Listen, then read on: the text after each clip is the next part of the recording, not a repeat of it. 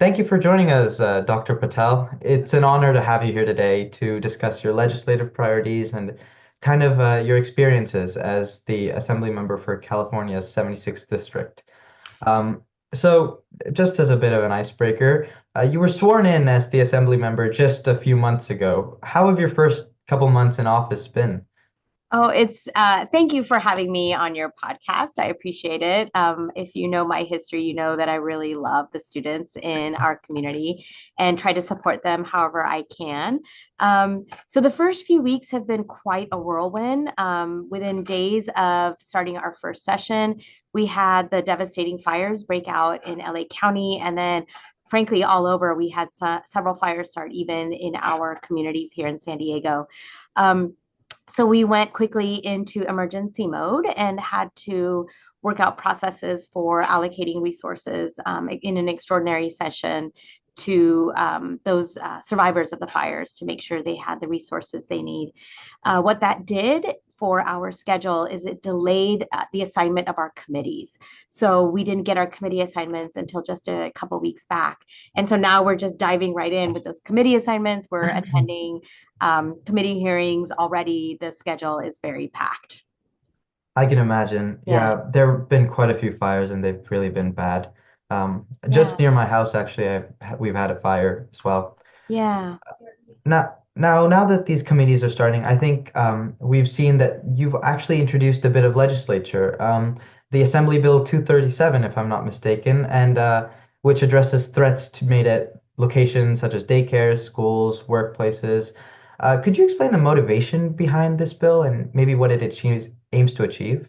Yes, of course. So what happened when I was a school board trustee in Poway Unified School District just a couple years ago, one of our schools was threatened. It was one of our elementary schools in the district, and the individual making those threats sent over 800 emails threatening to shoot up the school. And the process was followed once law enforcement was notified or alerted of these emails. The all the processes that we would expect to happen. There was a search warrant taken out on the individual's home. They did find a weapon. They were able to secure the weapon with a temporary gun violence restraining order, and the prosecutor was able to come in to prosecute the threat. However, what ultimately happened was that the over 800 emails were not considered a specific enough threat, while they were considered credible because he did have a weapon and could have carried out his crime, um, or his alleged crime. So what this bill hopes to do is close a loophole in the law that it's section 422, I believe, where if typically what the law says is if you threaten an individual, that is a prosecutable offense that's specific. But if you threaten an institution, even though that institution may have the same specific people that go to work there, that attend school there, that receive services there, it's not considered specific enough. So we just want to close that loophole so that if you do name a place of worship, if you do name a daycare or a preschool or a hospital, that would also be considered specific. It's got really broad community support. It's got support from our California and local district attorneys' offices. It's got support from the Police Chiefs Association and several other victims advocacy groups as well. And very specifically, support from the Shoal Creek neighborhood itself. So we feel like we're in a good position to get this legislation passed. It seems to be something that many folks are interested in. That's amazing. Yeah. Del Norte and surrounding schools have also had numerous bomb threats these past few years, so Indeed. thank you for Um, the work yeah, regarding that. during my time on the school district, Del Norte, Rancho Bernardo, Westview all experienced threats of gun violence. Westview, even, I think there was one year where there were snipers on rooftops, and there was a lockdown in place that even impacted Design 39. And those young, very young kids had to be in a lockdown situation for hours. And it was very Yeah, traumatizing for the community. And I really want to put an end to that.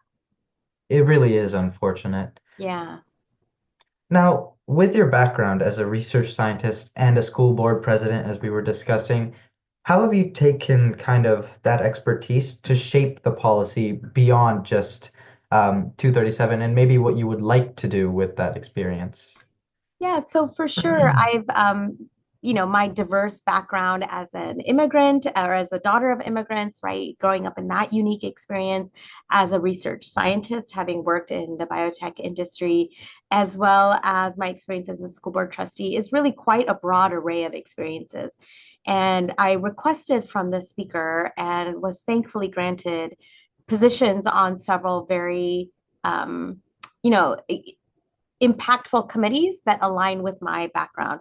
So I have a position on the health committee. I have a position on all three education committees. So that is the budget committees, that's budget sub three, as well as the education policy committee for TK through 12 or 14, as well as the higher education policy committee.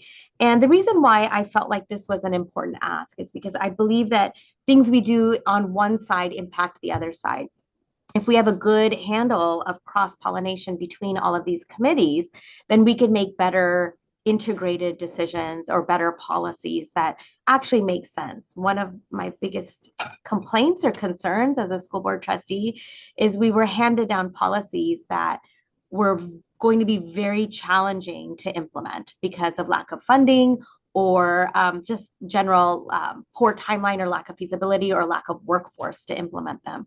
So I think it's very important to be part of all both sides of these committees, the policy and the budget aspect. And then even when you look at healthcare, some of the challenges that our young people are facing are around mental health and behavioral health. And there's a workforce shortage for providers, for therapists, for social workers. So being part of the health committee can actually strengthen my policy positions on the education committees. So I'm very excited about these committee assignments. On top of that, I've been given the committee that deals with economic development, growth, and household impacts. Again, another committee that's really going to get to the affordability issues that our community is very concerned about.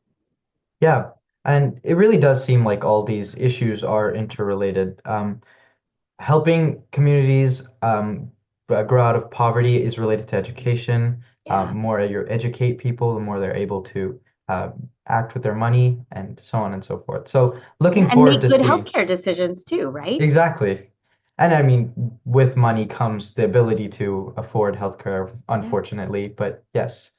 So looking forward, do you have any specific legislative priorities in these committees? I know you haven't had much time, but anything in particular? Yeah, so we are exploring several different bills. We've got several that are, we're just really working on them.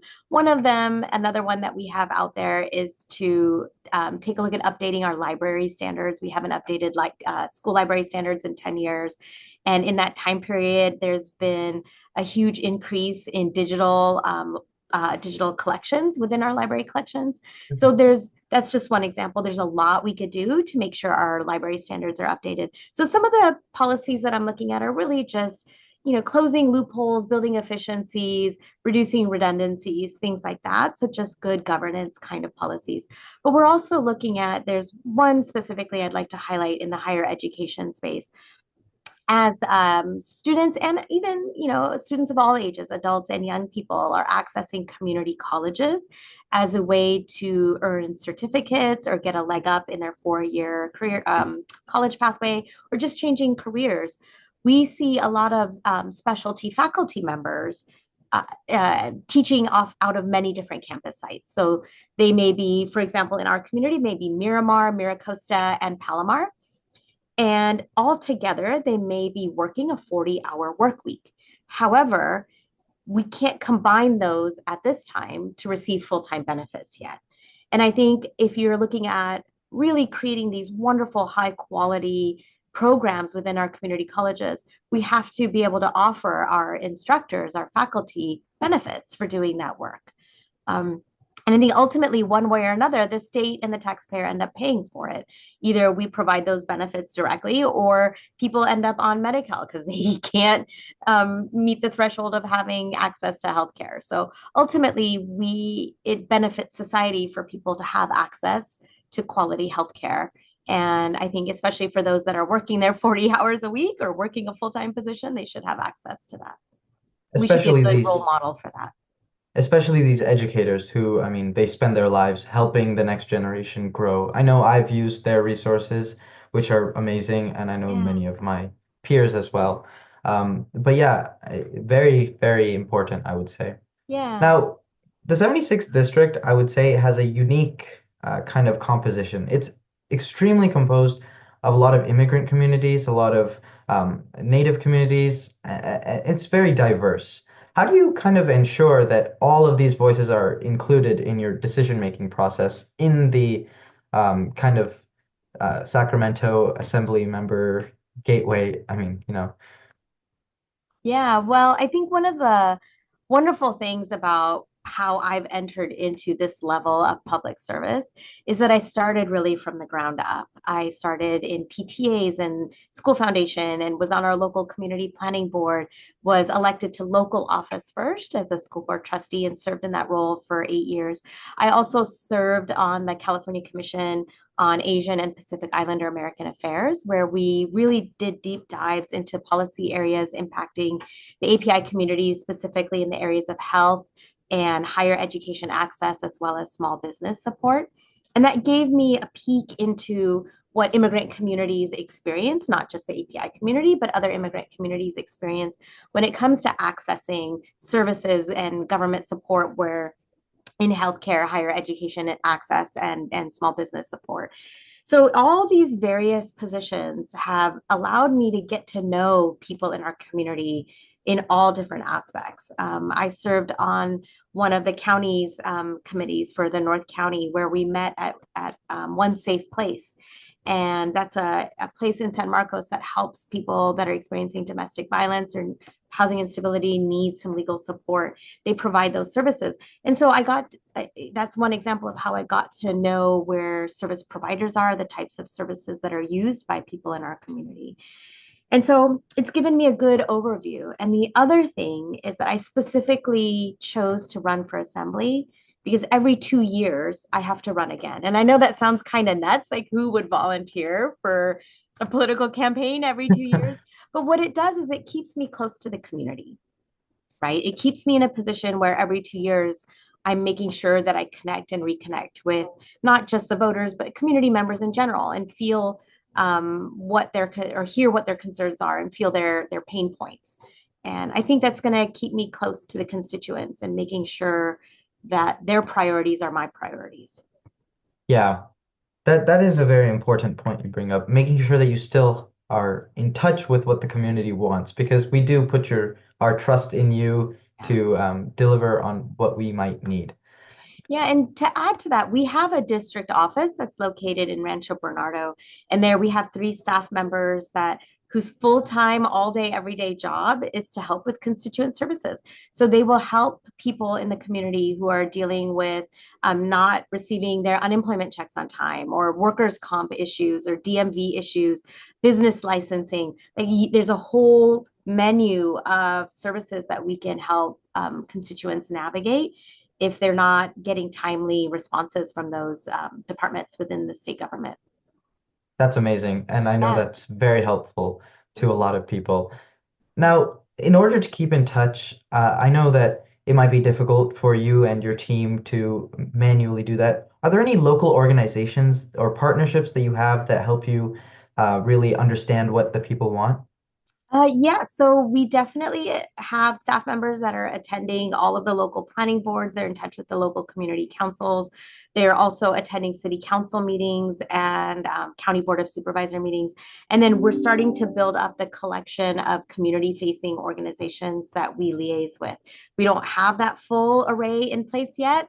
We're working on it, but definitely want to stay close to all of our community groups to make sure that we're delivering those services. Yes, and We I'm don't have blind sure, spots, right? yes, exactly. That's very good so that you get coverage of all diverse voices and I mean, needs. And we Um, definitely welcome community groups who are out there to approach our district office staff and set up a meeting. I am at the district office on Fridays for the most part, if I'm not here in Sacramento in session. But Monday through Thursday, staff is there to take those meetings and to hear what the concerns are and how we can work together.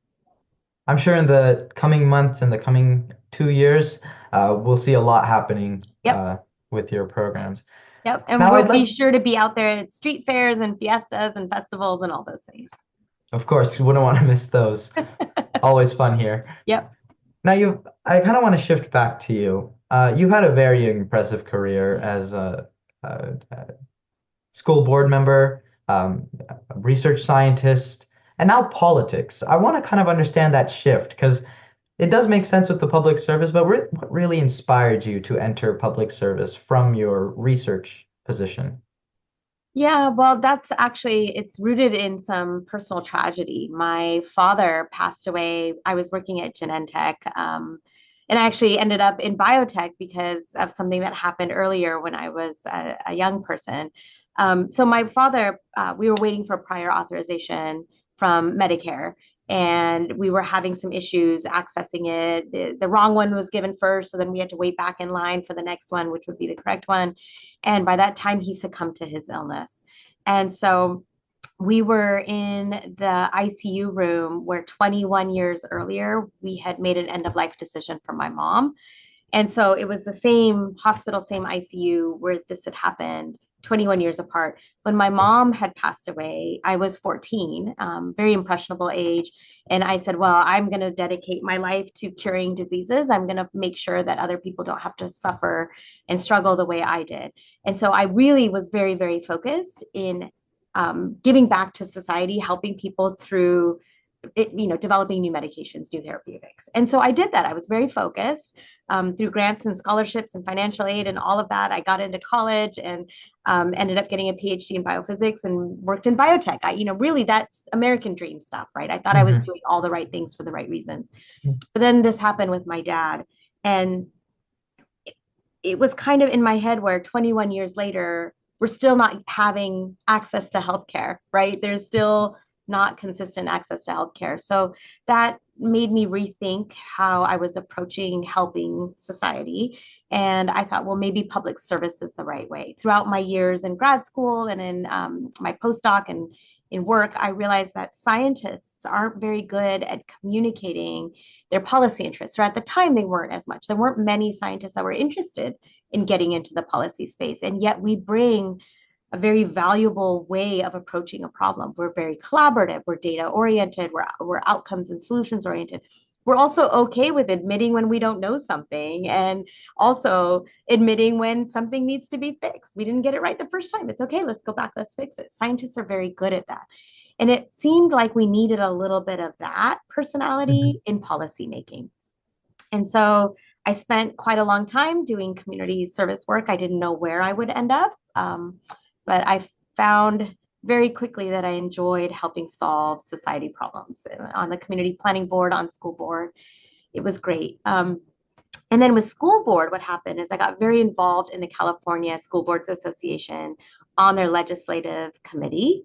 And from there, I started seeing how there was just this disconnect between policymakers and aspirational policies and what was actually feasible for school districts on the ground to actually implement. Because public education is resource starved, right? It's Hmm. not that we're not trying to do our best and serve students and meet the needs of our employees, but we're resource starved. We're tasked with doing way more than what was envisioned when Prop 98 originally passed decades earlier. Now we're providing all kinds of behavioral and mental health support services. We're providing meals for students before and during school. There's so many things that public education is doing that's above and beyond just reading, writing, and arithmetic, right? Um, Uh-huh.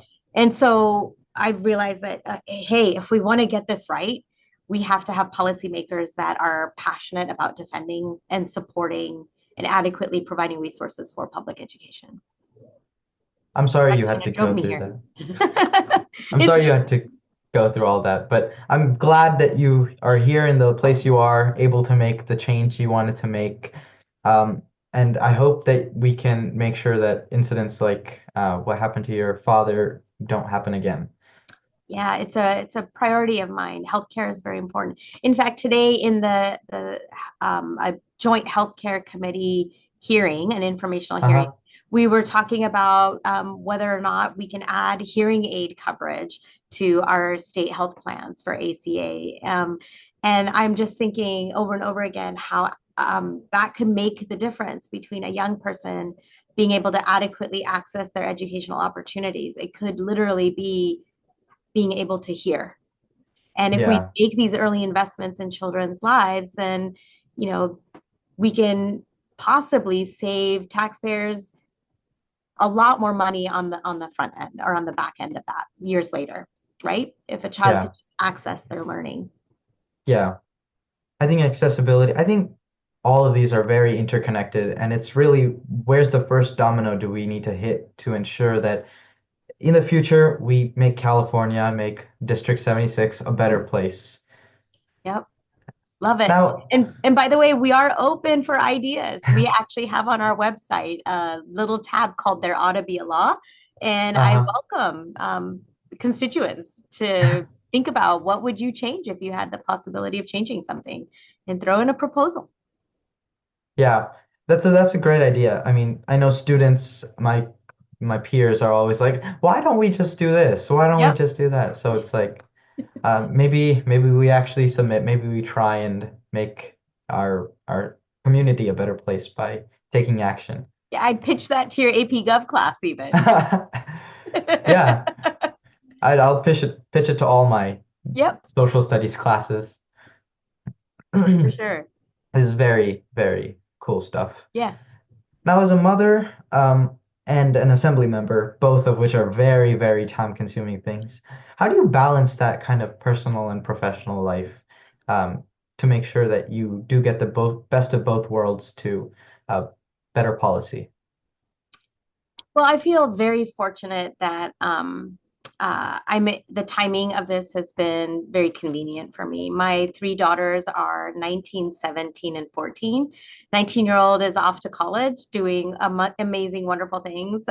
We still text every day, of course, but she's off doing her things and very proud of her.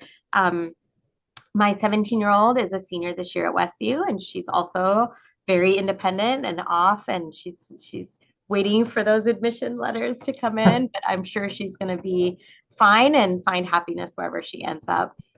We've been very supportive of our kids being able to find and follow their happiness, right? We've got one life to live. We don't know when that thread is cut. Go find some joy. My youngest, 14, is a fiercely independent child. So she's got herself sorted out. And of course, my husband is there to help at home. It's been hard. It's not easy, Hmm. right?